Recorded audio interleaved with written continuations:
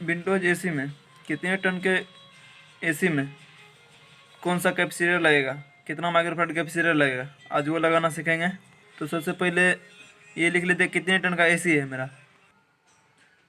अगर मेरा AC half ton का है तो उसमें रनिंग कैपेसिटर 20 माइक्रोफैराड का लगाएंगे, यानी कि 20 यूएफ। जिसमें यूएफ रहेगा वो मेरा रनिंग कैपेसिटर होता है, और जिसमें एमएफडी रहेगा वो मेरा स्टार्टिंग कैपेसिटर रहता है।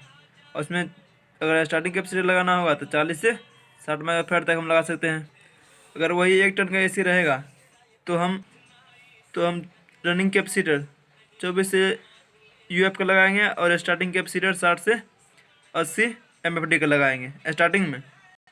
अगर मेरा एसी 1.5 टन का है तो हम रनिंग कैपेसिटर 36 यूएफ का लगाएंगे, और स्टार्टिंग कैपेसिटर 80 से लेकर के 100 यूएफ का लगाएंगे, तो मेरा उचित रहता है।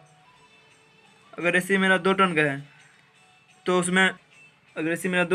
तो उसमें हम रनिंग कैपेसिटर 45 यूएफ का और स्टार्टिंग कैपेसिटर 105 से 132, इसमें प्लस माइनस 10% आगे पीछे हो जाता है।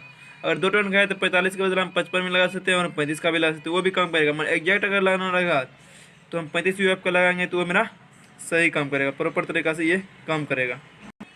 यह सिर्फ विंडो एसी के लिए है। अगर यह आपको समझ में आ गया हो तो चैनल को सब्सक्राइब जरूर कर लीजिएगा और लाइक भी कर दीजिएगा। इसी तरह का वीडियो अब हम इस चैनल पर डालते रहेंगे, और कम टाइम में आपको अधिक से अधिक सिखाने की कोशिश करेंगे। तो चैनल को सब्सक्राइब जरूर कर लीजिएगा।